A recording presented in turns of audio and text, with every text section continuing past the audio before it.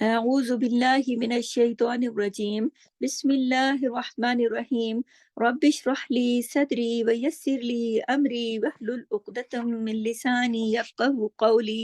رب زدني علما اللهم فقهنا في الدين آمين اللهم صل على محمد وعلى آل محمد۔ آپ دیکھیے کہ ہماری جز نمبر 4 سورہ آل عمران آیت نمبر 141 141 وَلِيُمَحِّصَ اللَّهُ، اور تاکہ خالص کر لے اللہ، الذین انہیں جو آمنو ایمان لائے، وَيَمْحَقَ الْكَافِرِينَ اور یمحق اور مٹا دے الکافرین کافروں کو۔ تو یہ جو آیت ہے اس کو کل ہم نے 140 کی تھی اور آج ہم جیسے 141 کر رہے ہیں کہ اللہ خاص طور پر مومن کو آزمائش میں ڈالتا ہے۔ کیوں؟ تاکہ وہ خالص کر لے۔ دیکھیں وَلِيُمَحِّصَ اللَّهُ، تاکہ خالص کر لے اللہ، اور مٹا دیتا ہے کافروں کو۔ اسی میں بتایا نا اللہ نے کہ اور مٹا دیتا ہے کافروں کو، یہ بتایا نا کہ وَيَمْحَقَ الْكَافِرِينَ اور مٹا دیتا ہے کافروں کو، یعنی آزمائش ڈال کر مومنوں کو تو اللہ خالص کر لیتا ہے لیکن کافروں کو مٹا دیتا ہے۔ آپ دیکھیں کتنی آسان سی بات ہے کہ جنگ احد کے بعد، جب جنگ احد میں مسلمان جنگ میں تھوڑا بہتری آ گئی تھی، مسلمانوں کے ہاتھ میں آ گئے تھے حالات، پھر آپ کو بتایا نا کہ وہ مسلمانوں نے اپنا وہ جگہ چھوڑ دی جو نبی کریم نے 50 تیر انداز کھڑے کیے تھے، وہ ہٹ گئے وہاں سے۔ پھر مسلمانوں کے اوپر پیچھے سے لشکر کفار کا دوبارہ آیا، انہوں نے دیکھا وہاں بندے نہیں، انہوں نے پلٹ کے دوبارہ حملہ کر دیا۔ اس کے اوپر پھر مسلمان تاب نہ لا سکے اور بہت مطلب جنگ جیتی ہوئی جنگ ہار گئے۔ تو اس موقع پر پھر جنگ احد کے بعد ابو سفیان نے کہا، جب مطلب مسلمانوں کے اتنے لوگ شہید ہو گئے اور ان کو کچھ لوگ ادھر ادھر بھاگ گئے اور کافی نبی کریم کا دندان مبارک شہید ہو گیا، بھگدڑ مچ گئی، ایک کھلبلی مچ گئی، مطلب جیتی ہوئی جنگ ہار گئے ایک طرح سے مسلمان۔ تو پھر ابو سفیان نے کہا کہ اب تم اور ہم برابر ہو گئے۔ ایک آواز دی تھی نا اس نے، جب نبی کریم پہاڑ میں روپوش ہو گئے اور ان کے ساتھی بھی وہاں، تو وہ وہاں پر اس نے آوازیں دی تھی اور کچھ باتیں کہی تھی۔ اس میں سے ابو سفیان نے یہ بات بھی کہی تھی کہ جنگ احد کے بعد جب جنگ ختم ہو گئی اور ان کا پلہ بھاری ہو گیا، تو ابو سفیان نے کہا اب ہم اور تم برابر ہو گئے ہیں، جنگ بدر میں تم کامیاب ہوئے تھے اور اب ہم کامیاب ہوئے ہیں۔ تو جواب میں حضرت عمر نے کہا نہیں، برابر نہیں ہوئے، ہمارے جو شہید ہو گئے وہ جنت میں ہیں اور تمہارے جو مرے وہ سب جہنم میں ہیں، یعنی مومن تو مر کر بھی زندہ ہے۔ تو آپ یہ دیکھیے کہ جو ہم نے کل آیت کی تھی نا 140، اس میں بھی اللہ تعالیٰ کی جو میں نے آپ کو ڈیٹیل بتائی تھی کہ اللہ تعالیٰ نے کہا کہ ہم تمہارے ایمان کو آزماتے ہیں۔ اللہ تعالیٰ جاننا چاہتا ہے کہ تم اپنے ایمان میں کتنے سچے ہو، کتنے خالص ہو، اور ہر مشکل میں، ہر پریشانی میں بھی خیر ہوتی ہے۔ اور اللہ تعالیٰ جو ہے وہ ظالموں سے محبت نہیں کرتا۔ یہ کل کا خلاصہ تھا، اور آج 141 میں یہ اسی بات سے ریلیٹڈ ہے کہ اللہ تعالیٰ خالص کر لے۔ اللہ تعالیٰ خالص کرنا چاہتا ہے، معلوم کرنا چاہتا ہے کہ کون اللہ کی راہ میں خالص ہے۔ الذین آمنو، جو ایمان لائے ہیں، جو ایمان والے بن کر لڑ رہے ہیں، نبی کے ساتھ کھڑے ہیں، تو ان کو اللہ تعالیٰ دیکھنا چاہتا ہے نا کہ وہ کتنے سچے ہیں۔ اور پھر یمحق الکافرین، اللہ کافروں کو مٹا دیتا ہے، یعنی اگر کافر جیت بھی جائے تو ہار ہے اس کے اندر، اور اگر مومن ہار بھی جائے تو اس کے اندر جیت ہے۔ تو دیکھیں کہ جنگ احد میں لوگ شہید ہو گئے، بھگدڑ مچ گئی، سب کچھ ہو گیا، لیکن حضرت عمر نے کہا نا کہ ہمارے لوگ، ہم اور تم اب بھی برابر نہیں ہیں، کیونکہ احد کی جو لڑائی تھی وہ انہوں نے جیتی، کافروں نے، اور جو تھی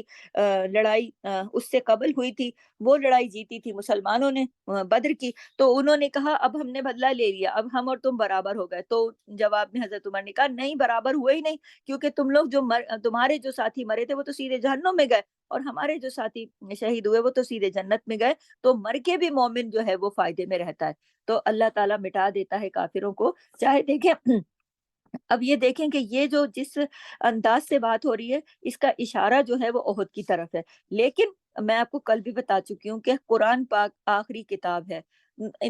آخری انسان کے لیے بھی راہ ہدایت یہی ہے، اس کے بعد کوئی قرآن، کوئی کتاب نہیں آنے والی۔ ہر آیت اپنے اندر ایک پیغام رکھتی ہے ہمارے لیے۔ اب ہم احد کے میدان میں تو نہیں ہیں، لیکن ہم نے چونکہ یہ آیت تو احد کے لیے بولی گئی ہے، فرمائی گئی ہے، لیکن ہم نے بھی تو اس سے اپنے لیے بھی تو کوئی سبق نکالنا ہے نا، ہم نے بھی کوئی اپنے لیے عمل کی بات چننی ہے نا، کہ اللہ تعالیٰ نے یہ آیت جو رکھی ہے قرآن میں، تو ہمیں ہمارے لیے بھی تو قرآن مشعل راہ ہے نا، تو ہم نے کیا چنا کہ اللہ تعالیٰ مومنوں پر اگر کوئی مشکل ڈالتا ہے، ہمارے لیے عمل کی بات بتا رہی ہوں، غور سنیے آپ لوگ عمل کی بات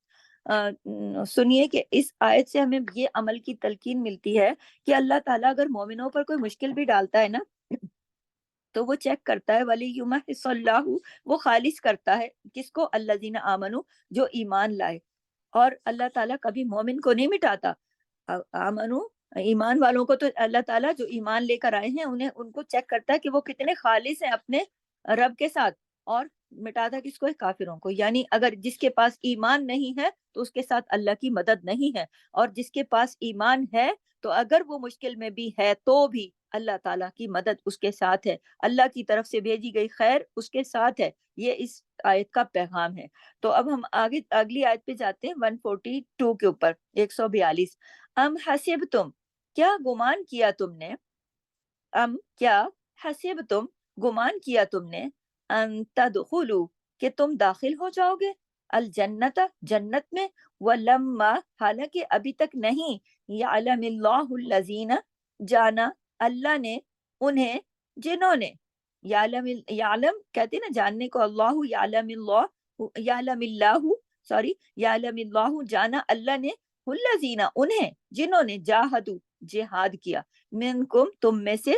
وَيَعْلَمَ اور تاکہ وہ جان لے الصابرین صبر کرنے والوں کو۔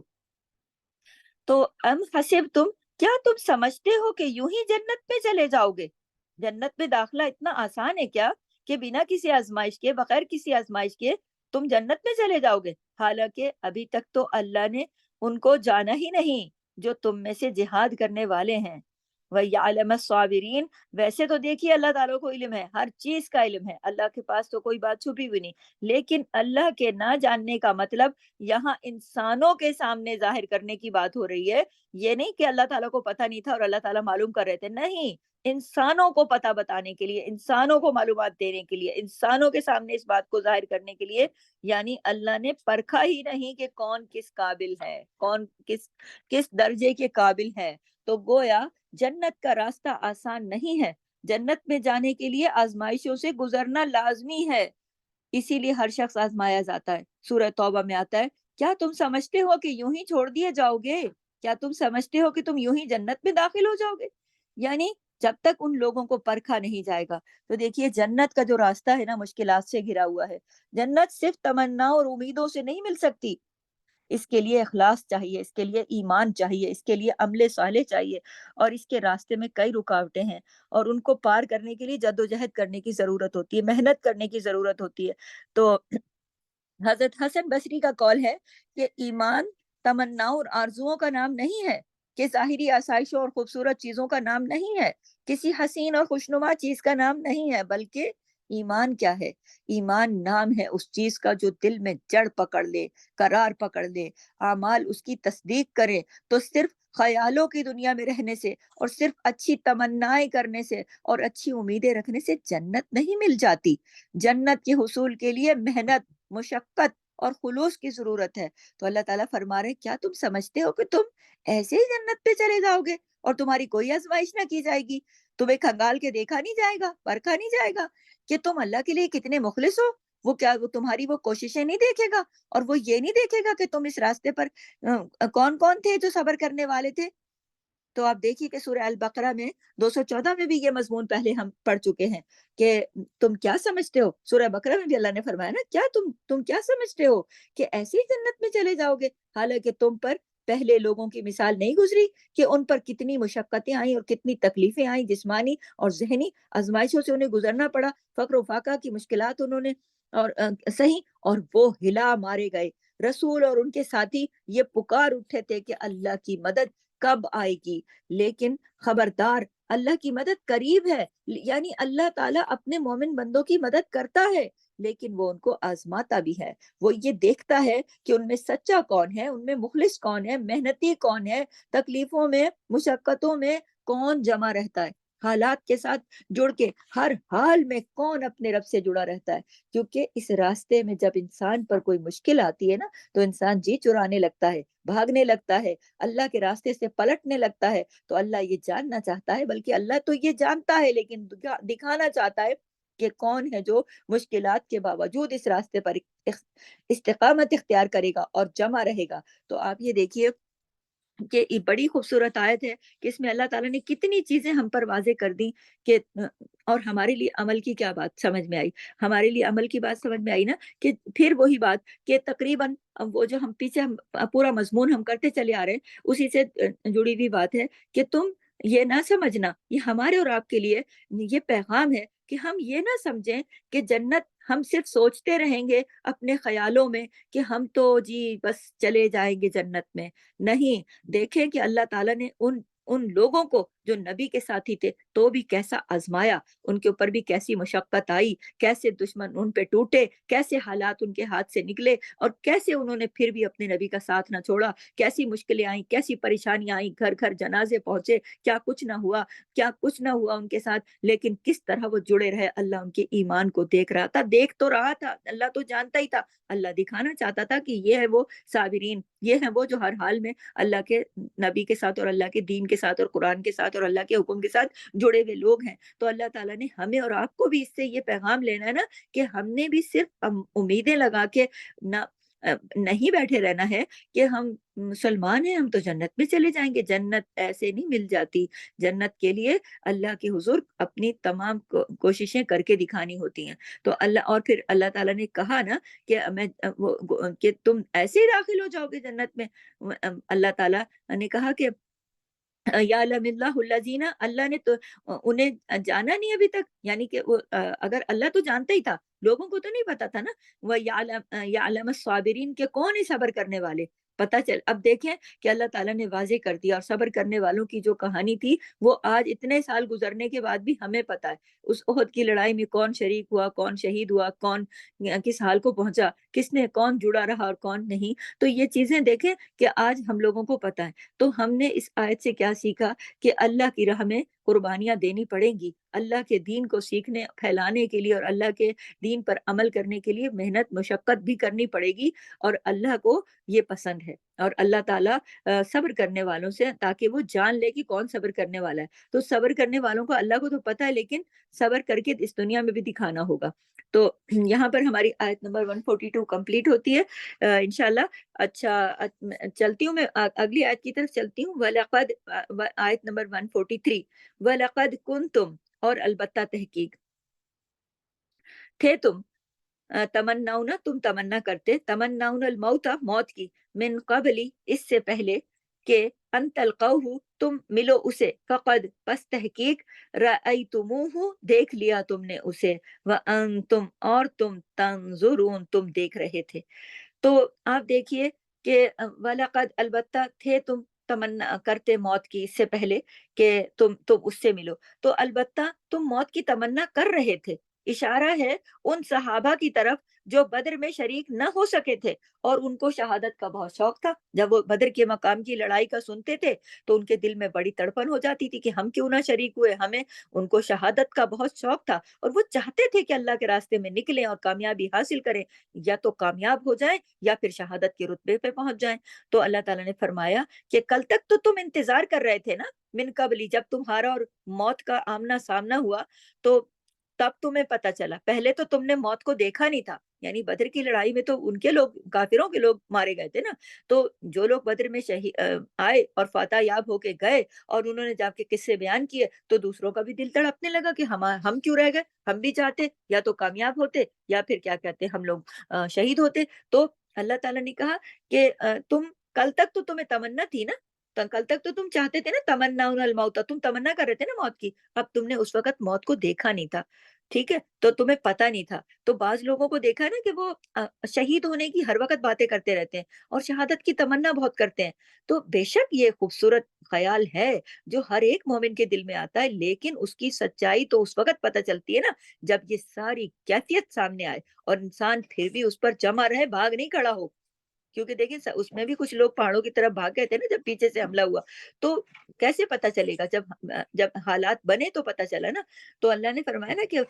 وَلَقَدْ بس البتہ تحقیق کہ تم نے اسے دیکھ لیا، یعنی کہاں پہ دیکھا تھا موت کو؟ میدان احد میں، وَأَنْتُمْ اور تم دیکھ رہے تھے۔ اسی لیے نبی کریم صلی اللہ علیہ وسلم کی ایک حدیث سے پتہ چلتا ہے کہ موت کی تمنا نہیں کرنا چاہیے۔ تو حدیث میں ہے نا کہ تم میں سے کوئی بھی، حدیث ہے ہمارے نبی کی کہ تم میں سے کوئی بھی موت کی تمنا نہ کرے۔ اگر حالات مشکل ہو جائیں تو پھر کیا کرنا چاہیے؟ انسان کو یہ دعا کرنا چاہیے کہ اے اللہ جب تک میری زندگی میرے حق میں اچھی ہے تو مجھے زندہ رکھ، اور اب اگر جب موت میرے حق میں اچھی ہو تو مجھے موت دے دے، لیکن خاص طور پر موت کبھی بھی مانگنی نہیں چاہیے، نہ تو اپنے لیے اور نہ ہی دوسروں کے لیے۔ بعض لوگ اپنی زندگی سے بھی بڑے تنگ ہوتے ہیں مختلف حالات کی وجہ سے، جب حالات ان کے اوپر ٹائٹ ہو جاتے ہیں کچھ کسی بھی طرح سے، تو وہ اپنے لیے موت کی دعائیں، اس سے تو اچھا تھا میں مر ہی جاتی، میں مر ہی کیوں نہ جاؤں، میں مر ہی چلی جاؤں، مطلب اس طرح کی باتیں کرتے ہیں، موت کی دعائیں کرتے ہیں، موت کی تمنائیں کرتے ہیں۔ تو اچھا بعض دفعہ کچھ لوگ ہوتے ہیں کہ انہیں دوسروں سے اتنی کچھ تکلیف پہنچ جاتی ہے تو وہ فوراً ان کے لیے موت کی دعائیں کرتے ہیں، مر کیوں نہیں جاتے، مر ہی جائیں تو اچھا ہے۔ تو مطلب اس طرح کی موت کو ہر وقت یہ کیا مصیبت پڑ گئی میرے اوپر، اس سے تو موت ہی آ جاتی تو اچھا تھا، یہ باتیں ہیں، یہ جملے ہمارے معاشرے کے جو میں آپ کو بتا رہی ہوں، ضرور آپ لوگ کے کانوں سے بھی ٹکرائے ہوں گے، اور فوراً چھوٹی چھوٹی باتوں پہ تو مر جا، فلانا مر جائے، فلانے کو موت آ جائے، تو یہ اتنی آسان بات نہیں ہے جس طرح منہ سے نکالتے ہیں۔ اور اس طرح دیکھیں وقتی طور پر زندگی کی مشکلات ہوتی ہیں لیکن ان سے تنگ آ کر کبھی بھی موت مانگنی نہیں چاہیے۔ دیکھیں وہ ہے نا، وہ ہم نے اپنے استادوں سے بھی سنا ہے اور ہم نے خود پڑھا بھی ہے کہ شعر ہے نا کہ مر کے بھی چین نہ پایا تو کدھر جائیں گے، یعنی اب تو یہ ہے نا کہ مر جائیں اور مر کے چین پا لیں گے، لیکن موت آ جائے گی تو ہم بچ جائیں گے ان ساری مصیبتوں سے، لیکن مر کے بھی چین نہ پایا تو پھر کدھر جائیں گے؟ یعنی کہ موت تو خود ایک مصیبت ہے نا۔ تو یہ بڑی حماقت کی، انتہائی حماقت کی بات ہے کہ لوگ اگر یہ سمجھتے ہیں کہ موت جو ہے نا وہ مصیبتوں سے چھٹکارے کا حل ہے، نہیں ہو ہی نہیں سکتا، کیونکہ موت تو خود پہلے سے ایک خود بڑی مصیبت ہے، وہ تو خود ایک مصیبت ہے۔ تو موت کو مانگنا نہیں چاہیے، اس کی اسی طرح جنگ کی تمنا بھی نہیں کرنی چاہیے۔ دیکھیں نا ان لوگوں نے اب یہاں یہ اس کے ساتھ جڑا ہوا کیوں ہے؟ کیونکہ دیکھیں بدر کی کامیابی کے بعد لوگوں نے شہادت کی تمنا کر لی اور پھر لڑائی کی تمنا کر لی، اب لڑائی ہوئی تو ہم یہ کر دیں گے، ہم وہ کر دیں گے، تو پھر جب لڑائی ہوئی تو پھر دیکھ لیا عہد کے اندر پھر کیا ہوا۔ تو پھر اللہ تعالیٰ کہہ رہے ہیں کہ کبھی بھی تم لوگوں کو موت کی تمنا نہیں کرنی چاہیے۔ نبی کریم نے حدیث سے بھی بتا دیا کہ کتنے بھی مشکل حالات ہو موت نہیں مانگو، بلکہ یہ مانگو کہ اللہ جب تک میرے حق میں زندہ رہنا بہتر ہے مجھے زندہ رکھ، اور جب زندہ رہنا بہتر نہیں موت دے دے۔ لیکن اسی طرح جنگ کی بھی لوگ بعض لوگ نا باتیں کرتے ہیں، ایسے اگر میری زندگی میں ہو جائے جنگ میں ایسے لڑوں اور یوں شہید ہو جاؤں، اور میں ایسے بہادری کے مظاہرے کروں اور میں یہ کروں اور میں وہ کروں۔ اور اگر عموماً جو جیتی ہوئی جنگیں ہوتی ہیں ان کے کوئی چیزیں دیکھتے تو کہتے ہیں کاش کہ میں اس میں ہوں، کاش کہ ہاری ہوئی جنگوں میں بھی بعض لوگ کہتے ہیں کاش کہ میں ایسے ہوں، اگر مجھ پر یہ وقت پڑ جائے، اگر میں ایسے حالات میں آ جاؤں تو میں تو یہ کر دوں، میں تو وہ کر دوں۔ تو نہیں، بالکل نہیں کرنا چاہیے۔ دیکھیں بخاری میں آتا ہے کہ دشمن کی ملاقات کی تمنا نہ کرو، کیوں؟ اللہ سے عافیت کی دعا کیا کرو، عافیتوں کی دعا کیا کرو۔ لیکن جب کوئی اللہ کی طرف سے مصیبت اگر مسلط ہو جائے، وہ دشمن کی شکل میں آ جائے یا موت کی شکل میں آ جائے، دونوں مصیبتیں نا، جب کوئی اللہ کی طرف سے مسلط ہو جائے تو پھر کیا کرو؟ اور تم دشمن سے اگر ملاقات کرو تو پھر جب حالات جس طرح کے بھی ہوں پھر صبر کرو، جان لو کہ بے شک جنت تلواروں کی چھاؤں میں ہے، یہ یاد رکھو۔ لیکن خود سے شہادت کی یا لڑائی کی، دشمن سے لڑنے کی یا جلدی مر جانے کی یا شہید ہو جانے کی، یہ خود سے جلدی دعائیں کر کے تمنا نہ کرو کہ کوئی جلدی سے ایسا موقع آ جائے تو میں تو بس فوراً شہید ہو جاؤں، کوئی فوراً سے لڑائی کا موقع آ جائے تو میں دشمن کو آر پار کر دوں اور میں اس میں شریک ہو جاؤں اور میں یہ کر دوں۔ آپ کو نہیں معلوم ہے، ہم سب کو نہیں معلوم ہے کہ آزمائش آئے گی تو پھر ہمارا حال کیا ہوگا؟ ہم آگے سے کھڑے رہ سکتے ہیں اس آزمائش کے، یا وہ سیلاب کے پانی کی طرح بہا کے لے جائے گی؟ آزمائش کتنی بڑی ہوتی ہے، آزمائش کتنی مشکل ہوتی ہے، کیونکہ دنیا کی چھوٹی چھوٹی آزمائشیں بھی بہت سخت ہوتی ہیں، ان کو بھی سہنا بہت مشکل ہوتا ہے۔ تو اللہ سے ہر وقت ہر پل اللہ تعالیٰ سے دعا یہ کرنی چاہیے کہ اللہ ہمیں اپنی عافیت میں رکھ، کبھی بھی اس بات کی تمنا نہیں کرنی چاہیے جو اس آیت میں، جو آج ابھی ہم نے سورہ آل عمران کی آیت نمبر 143 کو دیکھا کہ دیکھیں تم اللہ تعالیٰ نے کہہ دیا نا، اب میں عمل کی بات کی طرف جا رہی ہوں کہ تم تو تمنا کر رہے تھے نا موت کی، تم تو اس سے پہلے کہہ رہے تھے نا کہ تم اس سے ملو، اب دیکھا تم نے، جب تم نے سامنے دیکھا موت کو، تم دیکھ رہے تھے، یعنی موت وہاں پہ چل رہی تھی نا، کیونکہ دیکھیں میں بار بار یہ قصہ آپ کو بتاتی ہوں کہ بدر میں جو تھے اسلام کی پہلی لڑائی تھی، مسلمانوں کو فتح ہو گئی، احد دوسری لڑائی تھی، احد ایک پہاڑ کا نام ہے، اس مقام پہ لڑائی ہوئی تھی، اس لڑائی کے اندر اللہ تعالیٰ کے نبی نے 50 لوگ ایک پہاڑ پہ کھڑے کر دیے تھے، جس پہاڑ کی طرف سے تیر انداز تھے، تو جب مسلمانوں کا پلہ بھاری ہو گیا، لوگ مال غنیمت اٹھانے لگے، تو وہ یہ سمجھے کہ اب لڑائی کا فیصلہ ہو گیا، جبکہ نبی کریم نے ان کو منع کیا تھا کہ آپ نہیں اتریں گے چاہے ہم جیتے یا ہارے، لیکن وہ ڈبل مائنڈ ہو گئے، اور انہوں نے سوچا کہ شاید ہو گئی جنگ ختم، اور وہ نیچے اتر آئے مال غنیمت، ان میں سے کچھ نے منع بھی کیا، کچھ لوگ کچھ لوگ نہیں اترے، کچھ لوگ اتر گئے، وہ تر بتر ہو گئے، تو پھر جب دشمنوں کا قافلہ تھا، لشکر تھا، ان کے اندر جو لوگ تھے اس میں خالد بن ولید نے ابھی تک اسلام قبول نہیں کیا تھا، بہت وہ ماہر تھے جنگی، لشکر کی قیادت کرنے والے، انہوں نے دیکھا کہ وہاں سے جگہ خالی ہے، وہ پلٹ کے آئے پیچھے پیچھے، اب مسلمانوں کو تھوڑی نظر آیا کہ وہ پیچھے پیچھے پہاڑ کے آ رہے ہیں، بیچ میں پہاڑ کھڑا ہے، وہ پیچھے سے آئے اور پشت پر سے حملہ کر دیا، تو کتنے لوگ مارے گئے اور کتنے لوگ بھاگ گئے، پہاڑوں کی طرف بھاگ گئے، مطلب کچھ نبی کے ساتھ کھڑے رہے، کچھ چلے گئے، بھاگ گئے اپنی جان بچا کے، کچھ لوگ وہاں شہید ہو گئے، 70 لوگ شہید ہو گئے، نبی کریم کے اپنے چچا شہید ہو گئے، اور بڑی افراتفری کا عالم ہو گیا، جیتی ہوئی جنگ مسلمانوں کے ہاتھ سے نکل گئی، تو اللہ تعالیٰ نے کہا ہے اس آیت میں کہ تم موت کی تمنا کر رہے تھے نا بدر میں، اب تمہیں آمنا سامنا ہوا تو پتہ چلا، وَأَنْتُمْ تنظرون تم دیکھ رہے تھے، تو کبھی بھی اس سے ہمیں یہ پتہ چلتا ہے کہ کبھی بھی زندگی میں کوئی بھی حالات ہو، کوئی بھی پریشانی ہو، اس پر صبر شکر کریں اور اللہ سے دعا عافیت کی مانگیں، اللہ سے دعا عافیت کی مانگیں، کبھی کسی کو یہ دیکھ کر یہ نہ کہے کہ اگر میں ہوں تو میں تو یہ کر دوں، میں تو وہ کر دوں، کیونکہ جس وقت حالات آگے آتے ہیں معلوم نہیں اس وقت بندہ کیا کرتا ہے کیا نہیں، آزمائش بڑی مشکل چیز ہے، اور دوسری بات جو اس آیت سے ہمیں یہ بھی پتہ چلتی ہے، جو کہ خاص بات ہے، کہ کبھی بھی حالات جتنے سے جتنے بھی کٹھن ہو جائیں، مشکلات جتنی بھی بڑھ جائیں، موت کی تمنا نہ کرو، تمنا الموت، تم تمنا کر رہے تھے نا موت کی، تو موت کی تمنا نہیں کرنی چاہیے، موت کی دعا نہیں کرنی چاہیے، دوسروں کو موت کی بد دعا بھی نہیں دینی چاہیے، کیونکہ جب دوسرے کے لیے ہم دعا یا بد دعا دونوں کرتے ہیں نا، تو وہ ہمارے حق میں فرشتہ آمین کہہ دیتا ہے، تو یہ کبھی نہ سوچیں کہ میں نے تو دوسرے کو بد دعا دی ہے، کبھی بھی موت کی بد دعا نہ، غصے میں بھی نہیں، خواتین اس بات سے لا علم ہوتی ہیں کہ کوئی کھڑی قبولیت کی بھی ہو جاتی ہے، بعض اوقات اپنے گھر والوں پر، اپنے شوہر پر، اپنے قریبی لوگوں پر اتنا غصے ہو جاتی ہیں کہ ان کو اپنے سمجھ نہیں آتی، اور وہ یہی کہہ دیتی ہیں کہ تم کو موت آ جائے، بچوں کو ڈانٹتے ہوئے کہہ دیتی ہیں کہ تم نے بڑا تنگ کیا ہوا ہے، تم کو موت آ جائے، تو یہ بہت بڑی مصیبت ہے، یہ بہت بڑی آزمائش ہے، اور خود اپنے لیے بھی کہتی ہیں کہ میرا تو یہ اس دنیا میں میرا تو کوئی پوچھنے والا نہیں ہے، مجھے تو یہ ہے، اس سے تو اچھا میں ماری جاؤں، مجھے موت ہی کیوں نہ آ جائے، تو اس دنیا کی مشکلیں تو سو ہیں جو ہیں، لیکن کیا پتا کہ آگے موت کی مشکل کتنی بڑی ہے، کتنی بڑی مصیبت ہے، تو اب تو سوچتے ہیں نا کہ مر جائیں گے، اور مر کے بھی چین نہ پایا تو پھر کدھر جائیں گے، تو بس یہ اس چیز کا خیال رکھنا ہے، اللہ تعالی ہمیں اور